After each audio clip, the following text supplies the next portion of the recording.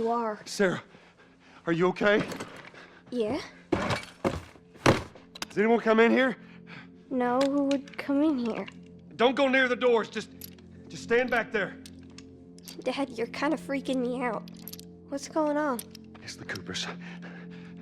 Something ain't right with them. I think they're sick. What kind of sick?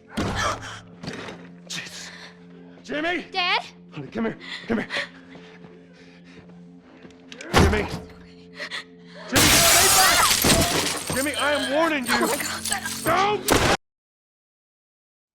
The Last of Us is not a feel-good game, by any means. Rather, it's a brutally honest take on humanity's survival in a post-apocalyptic world. While the use of zombies, or in this case, zombie-like infected, is nothing new, zombies being one of the most milked ideas in video games, movies, and television, The Last of Us is about more than just survival. It paints a grim picture of humanity 20 years after a horrific outbreak, while exploring human emotion and evolution during such a horrific time.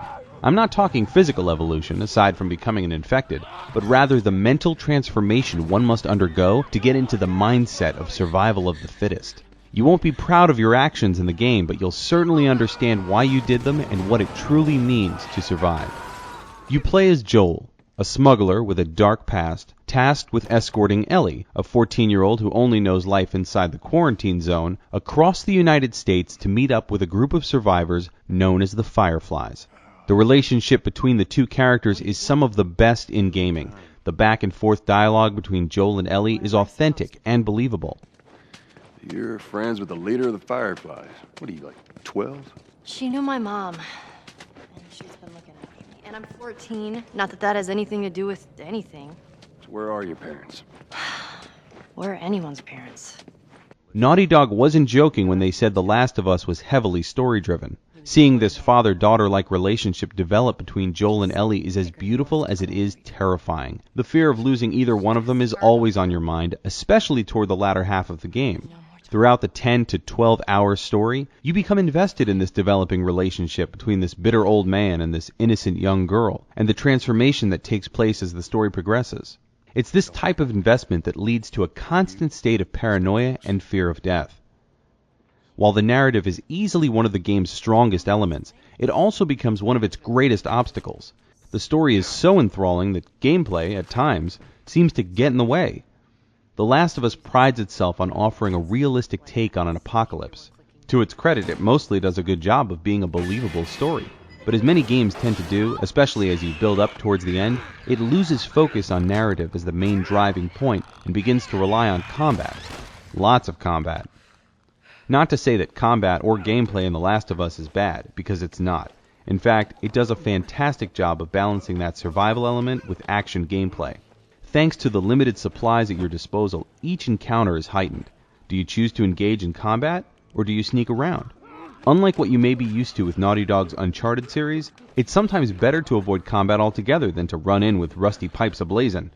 A useful crafting system also makes scavenging for supplies a central focus throughout the game. The decision to avoid combat is important for two reasons. One, ammunition is scarce, especially on the harder difficulties. And two, shooting or any type of noise is sure to attract clickers. Clickers are the final stage of the infection and are absolutely terrifying. One wrong move around a clicker will definitely result in your death. As you can guess, some of the more intense gameplay moments occur with infected. Each encounter must be carefully planned before going ahead. Making use of glass bottles and bricks to create sound in a different area will help you manipulate the situation and sneak around.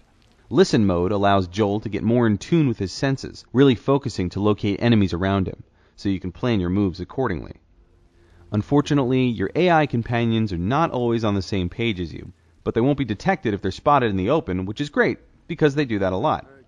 As the story progresses and Ellie becomes more of a hardened survivor, she becomes more useful in combat. Her transformation shows as she begins to help you when you're in trouble. I'm not talking sitting back and tossing ammo your way, but literally getting in the middle of the danger and stabbing an enemy who may be distracted by you. Seeing her character evolve is even more rewarding when you see the effects in combat rather than in a cinematic. The human-on-human violence requires a completely different approach. While you can still rely on stealth to sneak around them, the actual fighting is more gun-based, as they'll often rely on a cover system rather than just charging at you. The Last of Us paints an honest depiction of a brutal apocalyptic world, and the dynamic between Joel and Ellie further drive home the fact that when faced with death, humans will resort to desperate measures for survival. We adapt or we die. We become the very things we are attempting to survive from: monsters. The Last of Us handles these often uncomfortable topics beautifully, and while it's one of the best experiences we've seen in a game to date, we don't think gaming has yet to fully figure out how to successfully blend storytelling with combat. We're still giving The Last of Us a 9.5. It goes down as one of the best current gen or any gen titles we've ever had the pleasure of playing. As we usher in next-gen consoles and games, The Last of Us is a nice tease of what to expect for the future of gaming. For the latest news, reviews, tips, cheats, and more, go to GameZone.com. Thanks for watching.